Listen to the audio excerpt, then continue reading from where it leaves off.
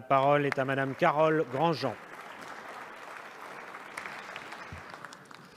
Merci, Monsieur le Président. Ma question s'adresse à Madame la Ministre du Travail, Muriel Pénicaud. La France s'est engagée depuis plusieurs mois déjà pour une ambition européenne renouvelée. La semaine dernière, se sont réunis les chefs d'État et de gouvernement des 27 nations européennes lors d'un sommet social à Göteborg en Suède. Nos leaders européens ont évolué sur nos valeurs sociales européennes et sur les fondamentaux à partager.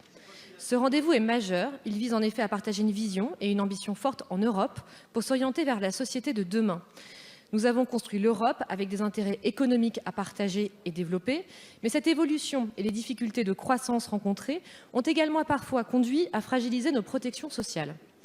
L'Europe sociale doit s'engager autour d'un projet commun, la conciliation entre économie et sociale, la valorisation de nos compétences et la facilité que nous avons à circuler, travailler, vivre dans les différents pays de l'Union européenne. 20 principes ont été discutés. Égalité des chances, accès au marché du travail, conditions de travail équitables, protection sociale, responsabilité sociale en entreprise notamment. L'accord du 23 octobre 2017, à l'initiative de la France sur la révision de la directive sur les travailleurs détachés, a été un signal important d'avancées sociales concrètes. Notre défi est de relever ensemble les réalités de demain. Globalisation, vieillissement de nos populations, digitalisation, etc. Pour cela, notre démarche doit être collectivement, socialement responsable. Elle passe par une société de compétences, une société qui donne sa place aux jeunes sur le marché de l'emploi, une société de liberté qui protège les salariés pour encourager une concurrence européenne loyale.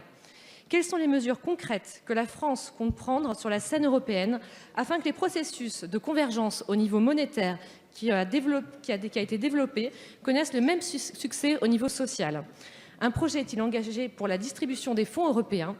Enfin, quelle est la stratégie européenne pour influencer la transformation des compétences quand on sait que d'ici 10 ans, un métier sur deux sera transformé? La parole est à Madame Muriel Pénicaud, ministre du Travail.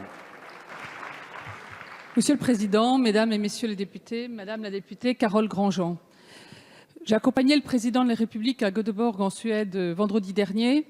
L'enjeu du sommet social européen, le premier enjeu, c'était de signer le socle européen des droits sociaux qui a été signé à l'unanimité des pays européens.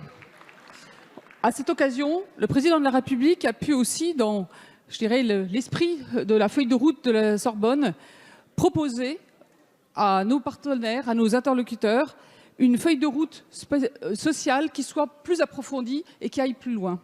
Nous nous appuyons pour ça sur un premier succès collectif qui est d'avoir réussi à améliorer significativement la directive détachée de 1996, le 23 octobre dernier. Mais maintenant, nous voulons aller plus loin sur 4 points. Le premier, c'est le sujet d'Erasmus. Je crois qu'en France, nous sommes tous très convaincus qu'Erasmus est un programme formidable, qu'il a développé à la fois l'ouverture, le développement personnel et professionnel et le sentiment d'appartenance européenne de nos jeunes. Mais aujourd'hui, il y a une candidature sur 2 qui est refusée faute d'argent.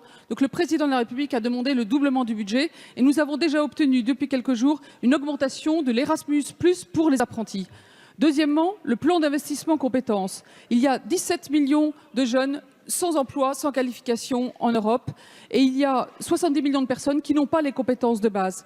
De même que nous lançons un grand plan d'investissement compétences en France, le Président de la République a proposé au Président Juncker la même démarche sur le capital humain. Enfin, convergence sociale et, comme vous l'avez dit, une proposition de déterminer l'usage des fonds structurels à condition qu'on aille vers cette convergence sociale et notamment qu'à terme, chaque pays européen ait un salaire minimum égal au moins au seuil de la pauvreté. Tout ceci, c'est ce qui permettra à nos concitoyens de se sentir européens parce que l'Europe est là aussi pour les protéger. Et c'est parce qu'il y aura une Europe économique et sociale qu'elle vivra et qu'elle sera forte. Merci Madame la Ministre.